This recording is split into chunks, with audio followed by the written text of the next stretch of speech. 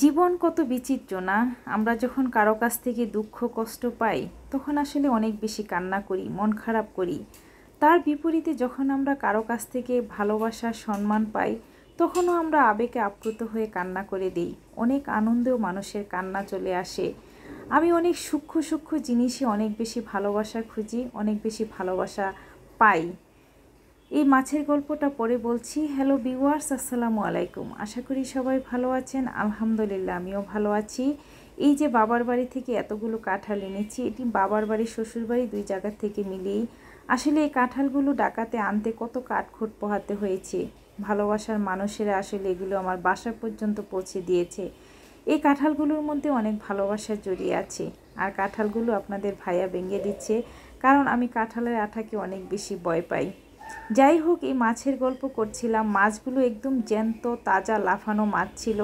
সেদিন বোনের বাসা থেকে যখন ঢাকার উদ্দেশ্যে রওনা দিচ্ছিলাম, বোনের বাসার সামনে আসলে বাস স্টেশন দাঁড়িয়েছিলাম। হঠাৎ একটা লোক এই মাছগুলো নিয়ে আসছে, একদম নদীর লাফানো জ্যান্ত মাছ। সে 1000 টাকা কেজি চেয়েছিল, যাই হোক 800 টাকা কেজি।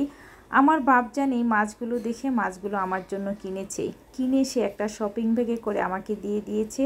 বলছে যে তুমি বাসায় নিয়ে মাছগুলো একদম পেঁয়াজ দিয়ে ভুনা করে খাবা, কারণ ঢাকাতে তুমি চাইলেও এরকম নদীর ফ্রেশ মাছ পাবা না। মাছগুলো আসলে বড় কথা নয়, এত ছোট ছোট ভালোবাসা, সূক্ষ্ম সূক্ষ্ম ভালোবাসাগুলো আমার অনুভূতিতে নাড়া দিয়েছে। মাছগুলোর মধ্যে যে কত পরিমাণ ভালোবাসা ছিল সেটা আমি আসলে এখন উপলব্ধি করছি। যাই হোক, মাছগুলো রান্না করেছি। এখন মায়ের লাগানো বেলকনিতে পুঁইশাক গাছ, সেই পুঁইশাক দিয়ে আজকে সুটকি দিয়ে ভাজি করছি। কারণ ঈদের পরে বিয়ের অনুষ্ঠান, বোনের বাসা সব মিলিয়ে বেড়ানোটা অনেক জম্পেশ হয়েছিল। রোস্ট পোলাও মাংস খেতে খেতে ভালো লাগছিল না, তাই বাসায় এসে বেলকনিতে মায়ের লাগানো পুঁইশাকগুলো কেটে নিয়েছি। কাঁঠালের বিচি, পুঁইশাক, আলু দিয়ে শুটকি দিয়ে ভাজি করছি। মাঝে মাঝে এই তরকারিগুলো না খেতে অসাধারণ লাগে।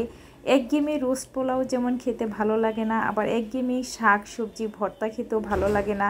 মাঝে মাঝে একটু খাবারের মধ্যে চেঞ্জ আসলে আসলে খেতেও ভালো লাগে, রুচিও হয়। তো তার সাথে আরেকটা মজার জিনিস রান্না করছি, সেটা হলো বুড়ি।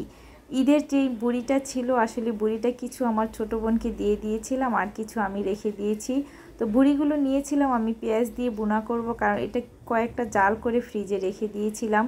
কিন্তু কোন কারণে যিনি আমি একটু লবণটা বেশি পড়ে গিয়েছিল, লবণ বেশি হওয়ার কারণে আবার সাথে একটু আলু কেটে দিয়েছি।